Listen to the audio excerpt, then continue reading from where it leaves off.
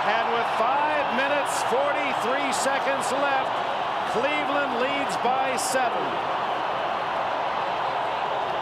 We just talked about big play people. A one-on-one battle with Dennis Smith. Dennis knows he's lost him there, tries to recover, and misses the football. And then Brennan quickly able to get around him and into the end zone. Well, Brennan makes a remarkable recovery to find the ball, much less catch it, and then spin away from Smith for a 48-yard touchdown play. What did we say about looking for big play people, not big plays?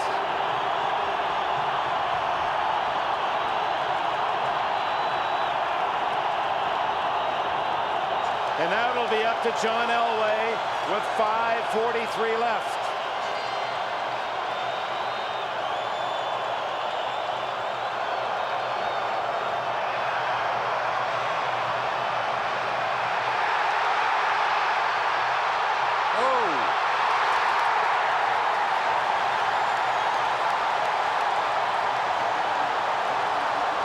Critical mistake by Gene Lang.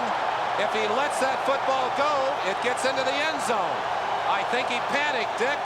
He covered it on the 2-yard line and forces Elway and the offense to start way back on the 1.5-yard line.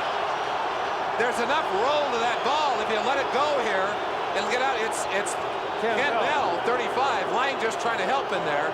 But Bell just if you let it go and cover it in the end zone, you get it at the 20. He panicked, I think. He's a rookie. He has not been in this kind of big game before, and he tried to cover it at the 1.5-yard line. Elway to Winder to the 7, a gain of 5. Mark Mosley at 38, the oldest man on the field, but boy, young and hard on that one. And he kicked another one of those knuckle balls. So hard to handle, it just came down there like a knuckler.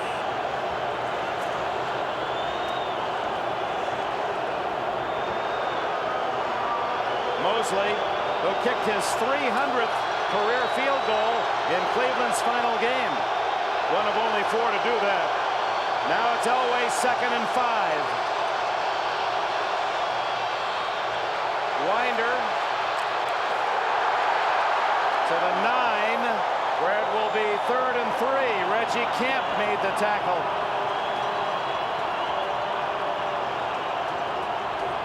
Camp had a very big day last week against the Jets. Inside out pursuit to make that stop. Brings up a critical 3rd and 2.5 yards. That Cleveland defense getting tough down in the trenches. Denver calls timeout. This game and this play of so much importance that Elway wants to make sure he's on the same track with his head coach.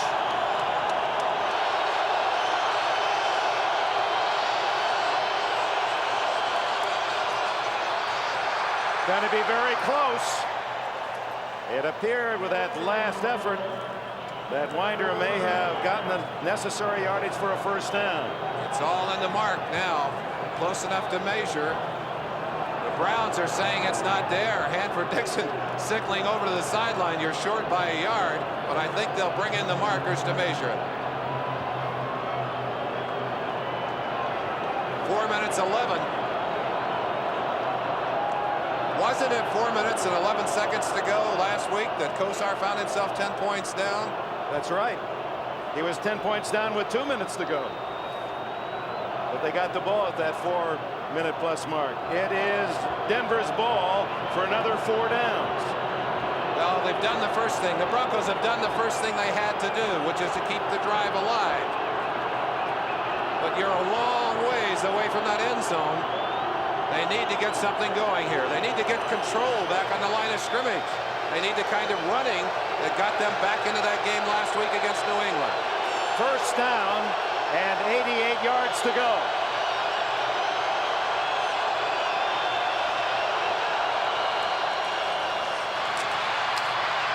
Boy, Winder hit a stone wall. Anthony Griggs, number 53, one of the men there. He he comes out of there with a handful of jersey.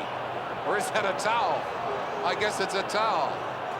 Watch the hitting on the line of scrimmage as they bring Kenny Lanier, big dog, 76, into trap, and Anthony Griggs, number 53, met Sammy Winder right in the hole. Winder didn't hit a Brown, he hit a Brown stone. 2nd and 7. 3:23 left. Elway's got some running room and dives out to the 26-yard line. An 11-yard gain. Clock continues to run.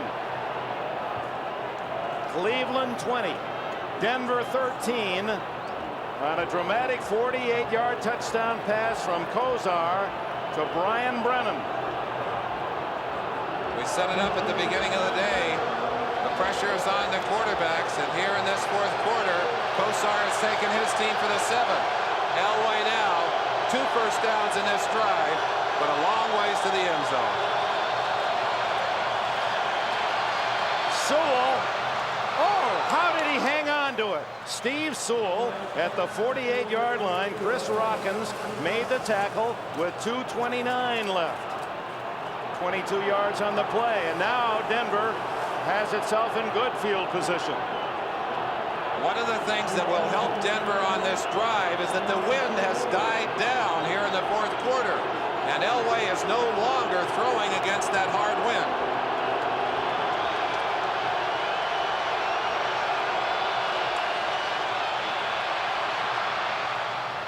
It's complete at the 40-yard line to Steve Watson.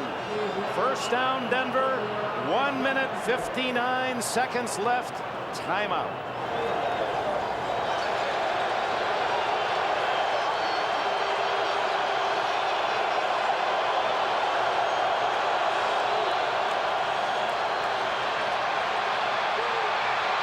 Going deep. And the closest man was Ray Ellis of the Browns. Vance Johnson was the target.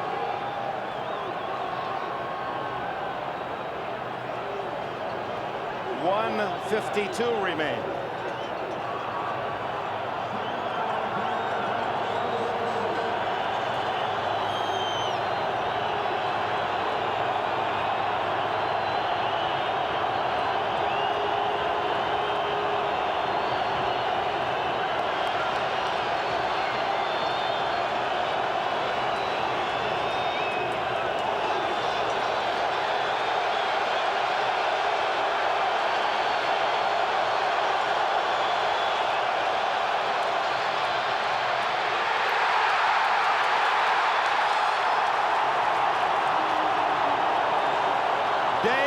Pazzulli.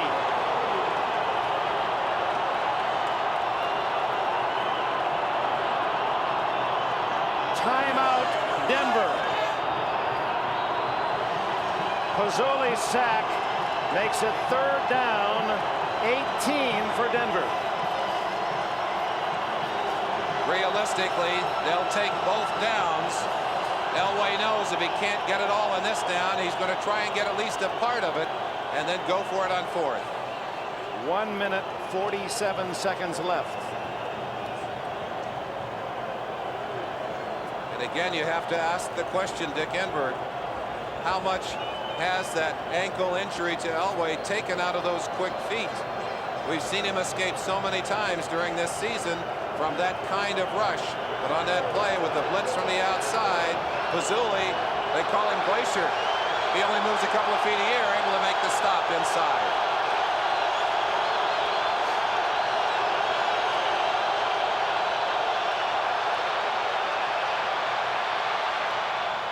Complete to Clint Sampson, or Mark Jackson, Mark Jackson, who had a couple of drops earlier. Jackson has a first down. Clock is running. Dick, Watson in motion that time. The ball was snapped, actually hit Watson. Elway was lucky to get it. That could have been disastrous. They'll just throw this one away so that they'll have time to collect their thoughts. So on 3rd and 18, Elway is able to drill a 25-yard pass to rookie Mark Jackson, and the drive and the hopes of Denver still alive. Maybe we could go back and see that play. So close to disaster as that ball snapped in the shotgun, and Steve Watson, number 81, who'd come in motion. Watch him now as Watson goes across that ball off his hip, and Elway very quickly makes the adjustment and makes the big play downfield. What a critical play. Well, that baseball training of Elway, those good quick hands, and then that rifle arm. 2nd and 10 at the 28. Screen to Sewell, has blockers. He's inside the 15-yard line. Didn't go out of bounds. Clock continues to run. They'll quickly come to the line. A mistake, I think, by Sewell, who could have gotten out of bounds on that play to stop the clock. Elway's going to have to call it quickly here. 1 timeout left for Denver. Watson incomplete, covered by Minifield, trying to match up the tall Watson, 6'4", against the short Minifield, 5'9". I think he actually caught that ball, but ended up out of bounds. A great catch, and you're absolutely right. Made it look like he was just going to try and throw the ball away. But watch him as they try and get the mismatch.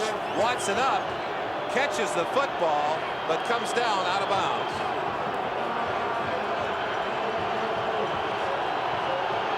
Cleveland 20, Denver 13. Final minute.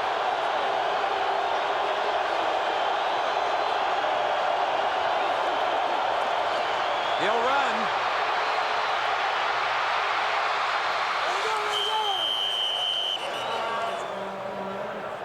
With all the photographers down at that end of the field, difficult to see the yard marker and the spot, but Elway alertly on 2nd down, getting out of bounds with 42 seconds left. Mike Johnson will be on his back as he leaves the field of play. Short of the 1st down at the 5, 3rd and 1.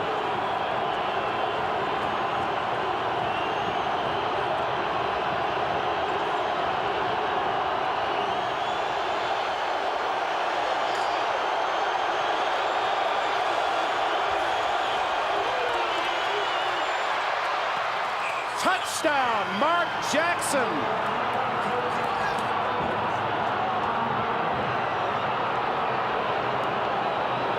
And now the pressure shifts to the bare foot of Rich Karlis to tie. You put that load squarely on the shoulders of the big player in the big play situation. Elway leads the Broncos 98 yards to bring them within 1 point of tying this game.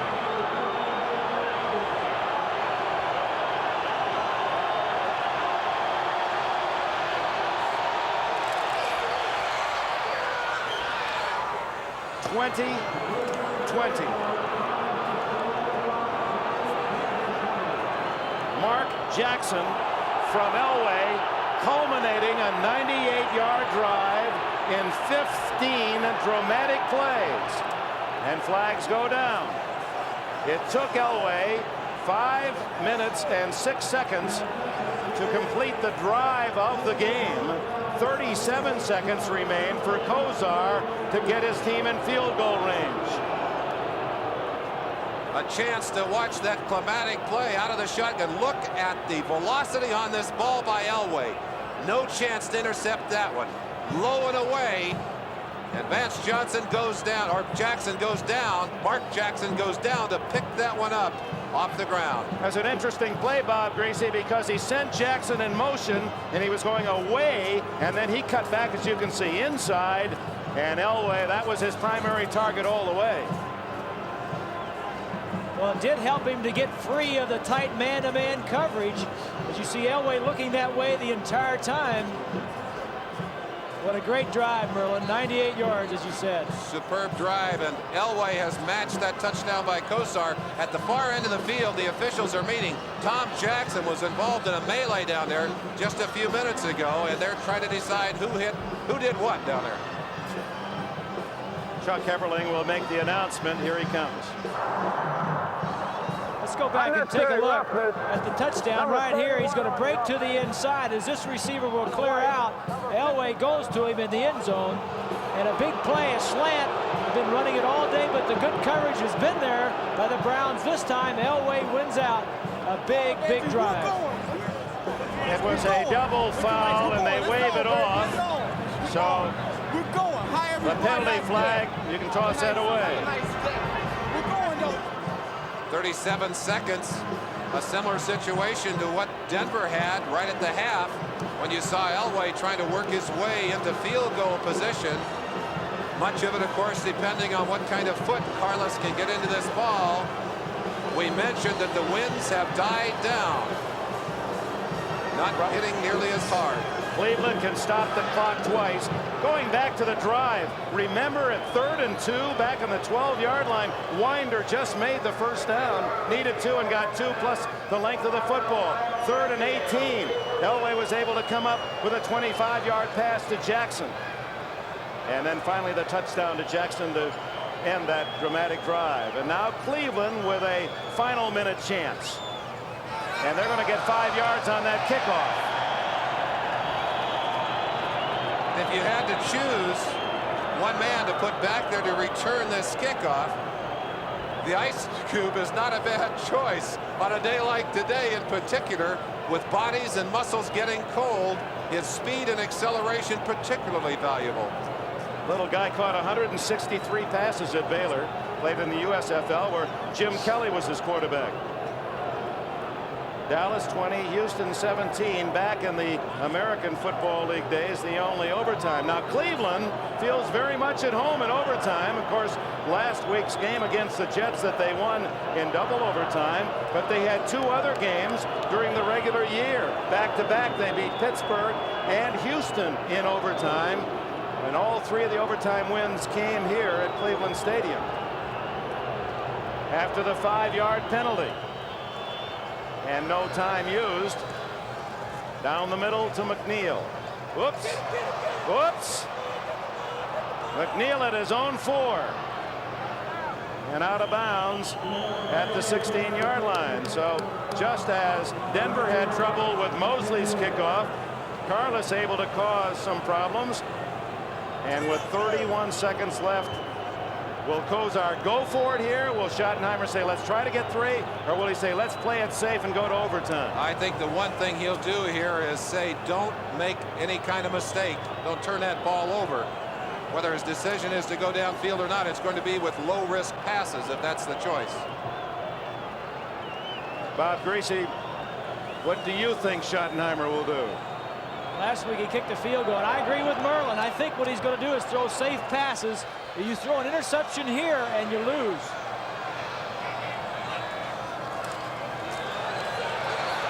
There's the safe pass to Fontenot. Simon Fletcher makes the tackle at the 19-yard line. And Cleveland spends its 2nd timeout after a 4-yard gain. Mosley tied it early in the 4th, and then a 48-yard pass from Kozar to Brennan gave Cleveland what appeared to be the winning touchdown, only to have Elway drive his team 98 yards to tie it. And now Cleveland says, we'll play you in overtime. We will stay here for the coin toss, which now becomes a critical non-player performance.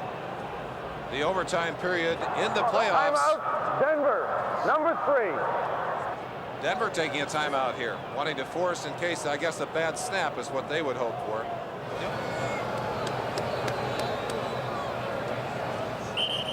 And so the final seconds of regulation. And we'll stay here as Chuck Everling will call both captains out for the toss of the coin. And that then becomes important. What team has the advantage in overtime? The team that wins the toss or the team that loses? It's not as lopsided as you may think. The team that gets the ball first does win more often, but it isn't a lopsided advantage. All right, we're going to do this again. You're going to call it loud and clear in the air, please. Head. He called a head. And it's a tail. Take the ball. Which way? Stand there. Stand side. Over The on this Browns side. will get the ball. Cleveland won the toss. Will receive. Denver will take the win. And Cleveland with the advantage of getting the ball first. Put yourself in these quarterback shoes. Well, the pressure is all on the quarterback, Stick, because possession is not everything. It's field position, because if the quarterback throws an interception or drops the ball in a fumble and he's in his own territory, the game is over. So every play is so critical. Making first downs, you're not in a hurry to get anywhere. The clock does not come into play. The only thing that is critical is no turnovers and making first downs. Meanwhile, you fans who are staying with us, of course, for the conclusion of this game, the NFC Championship game has begun. We will keep you immediately in tune of any developments at Giant Stadium. Carlos's kick is short to McNeil at the 15. And he is drilled at the 30-yard line by Ken Woodard. 15 yards on the return. Center stage, Bernie Kosar.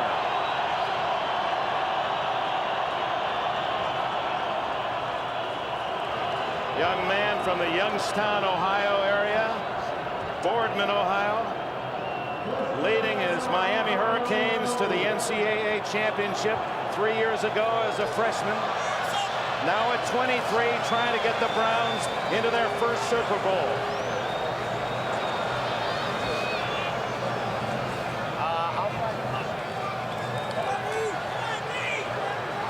Looking for Ozzie Newsome. Couldn't find him, and Rulon Jones finds the quarterback again. Great coverage by the Denver Bronco defense on that last play as Kosar looks left and right. He tried at one point to get the ball out to Ozzie, but Ozzie on the sideline just couldn't be seen. Looks like he kind of tucked himself in behind there as Dennis Smith was in the road between he and Kosar. Gerald McNeil is in the game as a wide receiver. He is on the right side of the line. Little Gerald McNeil. First time we've seen him there. Could be a special play. He's going deep, but they throw underneath to Brennan. And he's out of bounds at the 37-yard line. Dick, I think we're seeing McNeil in there because of that injury to Weathers. So they've got all their wide receivers on the field, and McNeil takes Weathers' place in the program. The Giants, another franchise that has hungered for a Super Bowl experience. They've been away from the championship of the NFL longer than the Browns, whereas Washington and Denver at least has satisfied the palate of their fans recently. Cleveland and the Giants, it's been a long time coming. Big 3rd and 2.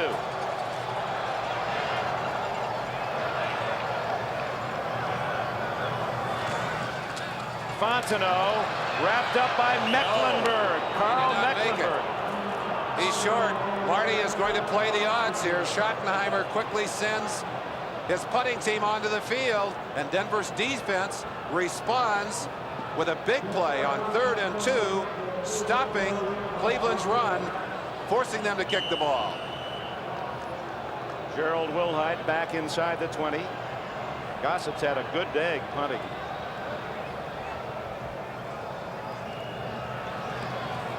This one is high, short. Wilhite, 21. And down at the 25, tackled by Felix Wright. 41-yard kick for Gossip. And now Denver and Elway have their opportunity in overtime.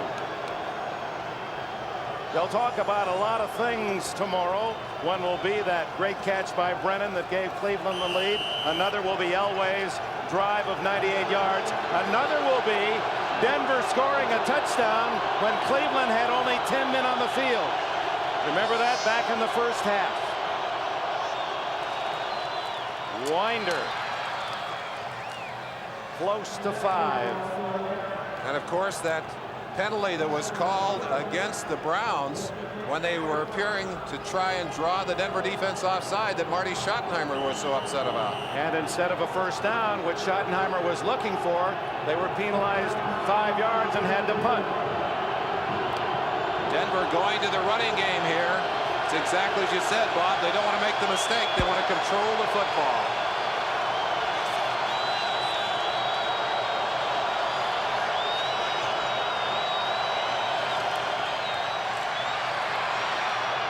Mobley, a big catch for Mobley at the 50-yard line. And suddenly Elway's receivers are catching everything in sight.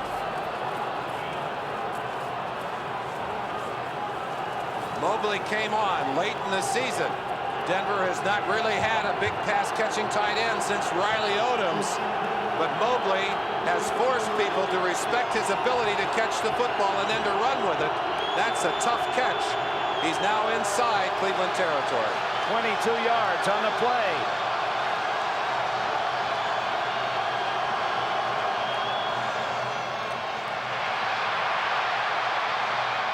Winder using the straight arm, nevertheless loses 2 or 3 yards. Frank Minifield got him out of bounds. Rich Carlos, his longest field goal this year, as you can see, 51. That's his longest ever.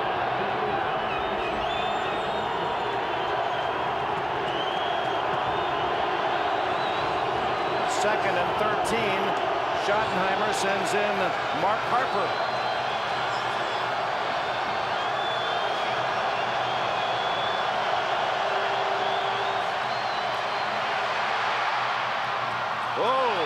Sam Clancy was the Cleveland Brown player in the middle of that screen, and he, the ex-basketball player, almost rebounded one. You saw the basketball player hit him exactly as he gathered himself to go up. Look how Elway has to loop it over the top, and still was able to put some touch on that ball. Almost caught by Steve Sewell, who could, I think, have made some yardage had he kept his hands on that one. 11:48 left in the first overtime. 20-20.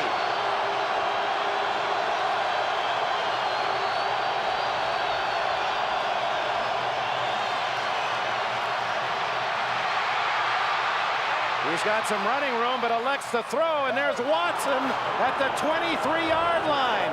Steve Watson off a scramble by Elway, and Denver is in field goal range. 27 yards on the play.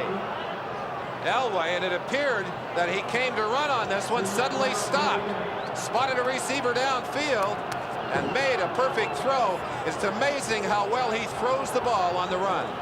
It's amazing how well Elway has played in the last 2 drives. The 82-yard drive, the 98-yard drive, Dick, and now this drive. It seems as if his confidence is at the top of its game. We highlighted him early and say how they react under pressure. Elway is certainly under pressure these last 2 drives. And timeout will be called by the Cleveland Browns. Denver with the ball, a first down at the Cleveland 22.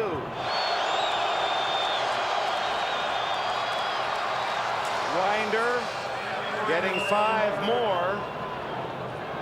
And of course, Cleveland hoping that that one player can come up with that one critical hit and jar the ball free.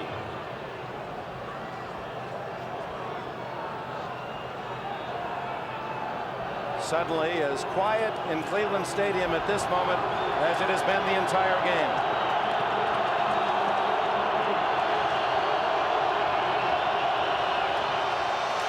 Winder, good play made by the penetrating linebacker Clay Matthews to stop him at the 15. Bob Golick, excuse me, Dick, also at the bottom of that stack, got a good shot at Winder's legs to spin him around. Third down, 3.5 to 4.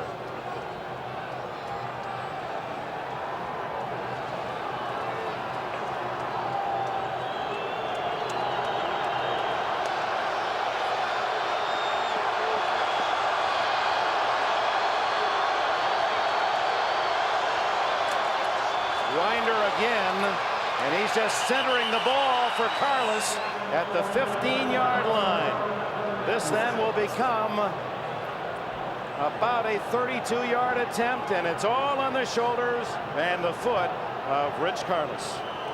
Of course, everyone last week thinking a sure field goal was going to take Cleveland out of that game early. Mosley missed what was an easy chip shot. I don't think Carlos is thinking about that right now. His concentration total as he prepares to try and end this game for the Broncos.